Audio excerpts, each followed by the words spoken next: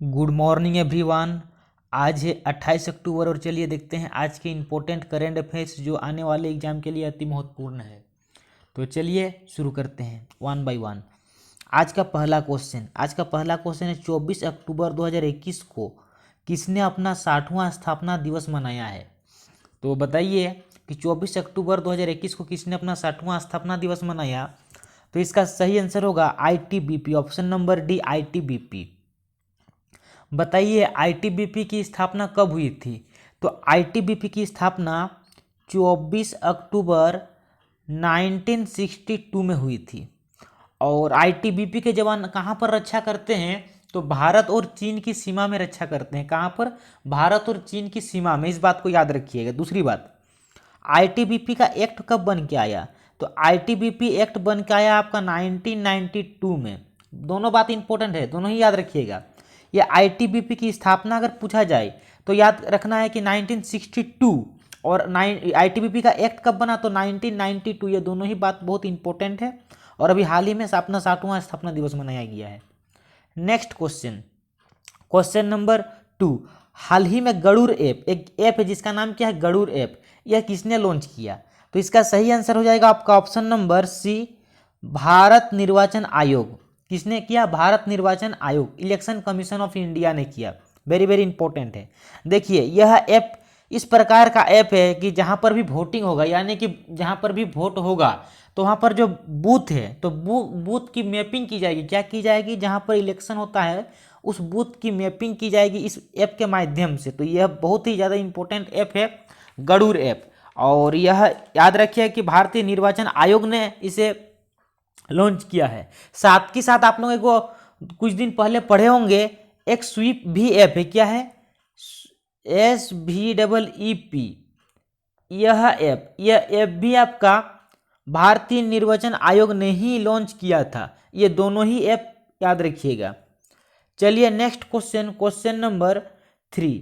बताइए प्रतिवर्ष विश्व पोलियो दिवस कब मनाते हैं। प्रतिवर्ष विश्व पोलियो दिवस, ये जो पोलियो दिवस है यह कब मनाया जाता है। तो इसका सही आंसर हो जाएगा ऑप्शन नंबर बी, 24 अक्टूबर। 24 अक्टूबर को विश्व पोलियो दिवस मनाते हैं। आप लोग बताइए कि भारत को किस वर्ष पोलियो मुक्त घोषित कर दिया गया है। तो इसका सही आंसर होगा 2014। भारत को 2014 में ही पोलियो मुक्त घोषित कर दिया गया है। इस बात को बहुत ज़्यादा इंपॉर्टेंट है, याद रखिएगा। अच्छा आप लोग बताइए कि ये जो पोलियो इससे किससे होता है। यह जान के रख लीजिए, ये जो पोलियो है ये किससे होता है? वायरस से होता है। इस बात को याद रखिएगा। अभी रोग बहुत इंपॉर्टेंट है कि कौन सा रोग किससे होता है, विषाणु से होता है कि जीवाणु से होता है। तो मैं उस पर भी एक क्लास लाऊंगा, लेकिन इस बात को याद रखिएगा कि ये जो पोलियो है ये वायरस के कारण भी होता है, वायरस से होता है। और ये प्रभावित किसको करता है? ये प्रभावित करता है तंत्रिका तंत्र को, मानव तंत्रिका तंत्र को यह प्रभावित करता है। इस बात को याद रखिएगा। चलिए नेक्स्ट क्वेश्चन, क्वेश्चन नंबर 4।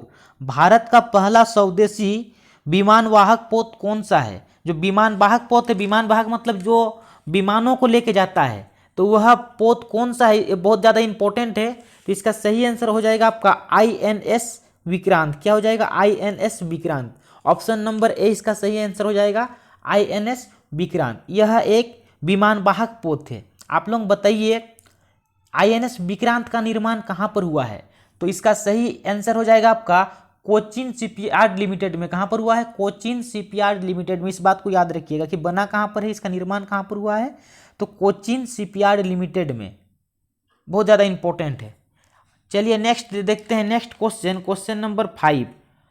अक्टूबर 2021 में जारी फीफा रैंकिंग 2021 में भारत कौन सा स्थान पर रहा। इसको आप लोग 4 स्टार, अभी तक तो 3 स्टार लगाते थे ना, अब 4 स्टार लगाइए इस क्वेश्चन को। यह क्वेश्चन आप लोग को डेफिनेटली ग्रुप डी और SSC GD में तो देखने को मिलेगा ही मिलेगा, पक्का मिलेगा। किसी ना किसी शिफ्ट में यह क्वेश्चन आएगा, लेकिन आएगा, पक्का आएगा। तो इसका सही देखिए क्वेश्चन क्या है कि अक्टूबर 2021 में जारी फीफा रैंकिंग में भारत का स्थान बताना है कि भारत किस रैंक पर रहा है। तो इसका सही आंसर हो जाएगा ऑप्शन नंबर सी, 106। इंडिया का रैंक फीफा 2021 में 106 रहा। बताइए फर्स्ट रैंक पर कौन सा देश रहा। तो फर्स्ट रैंक पर रहा है बेल्जियम। कौन सा देश रहा है?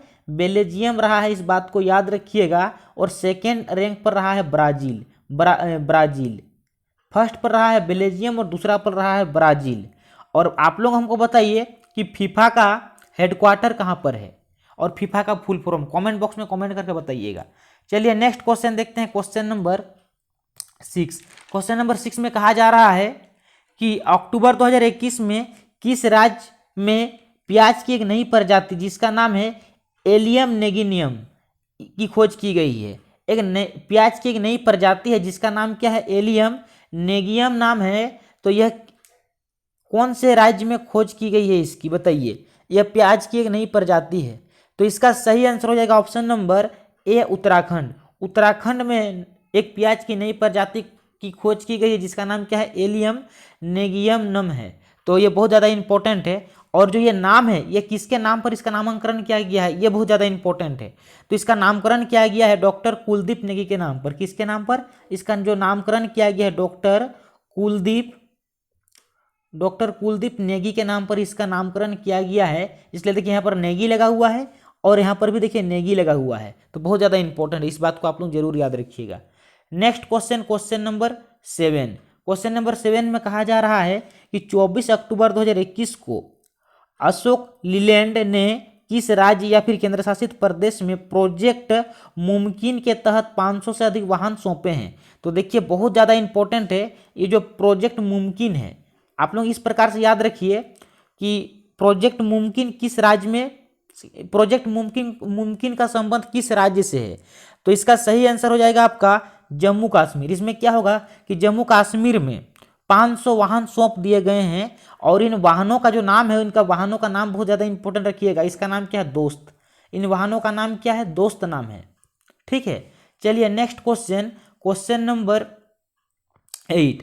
अक्टूबर 2021 में भारत की पहली वन्यजीव डीएनए प्रयोगशाला का उद्घाटन कहाँ किया गया। देखिए ये जो वन्यजीव डीएनए है बहुत ज़्यादा इंपॉर्टेंट है और भारत का पहला है। और जो कुछ भी अगर पहला रहता है तो डेफिनेटली क्वेश्चन पहला से तो आता ही है।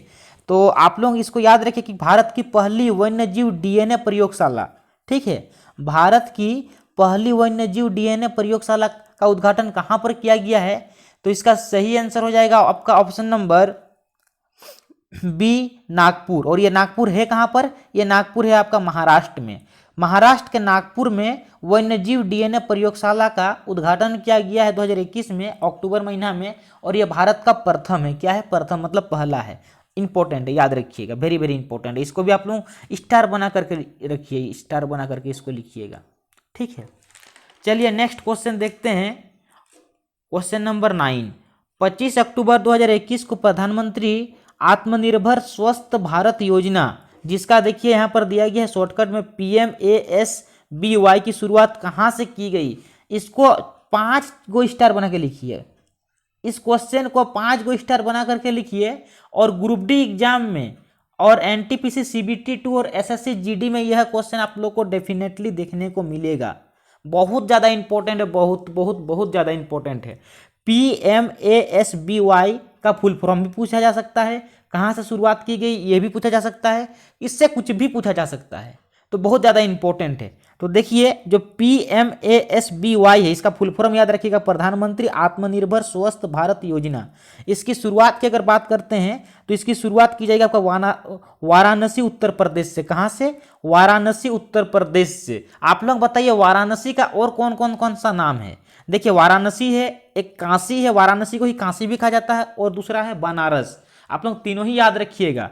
तो इसकी शुरुआत कहाँ से की जाएगी, वाराणसी यूपी से, यानी कि उत्तर प्रदेश से। फुल फॉर्म इंपॉर्टेंट है PMASBY, प्रधानमंत्री आत्मनिर्भर स्वस्थ भारत योजना। देखिए इसमें क्या होगा, तो देखिए अभी जो हम लोग को कोविड-19 का टाइम देखने को मिला कि बहुत सारे हॉस्पिटल में ऑक्सीजन की कमी है, तो बहुत कुछ सुविधा नहीं है। तो उसी बुनियादी स्ट्रक्चर मतलब जो उसका जो है उसको सुधार करना इसका मेन पर्पज है। हॉस्पिटल में इंफ्रास्ट्रक्चर को बढ़ाना, जिसको हम लोग बोल सकते हैं हेल्थ इंफ्रास्ट्रक्चर। तो इसको डेवलप करना बहुत ज़्यादा इंपॉर्टेंट है।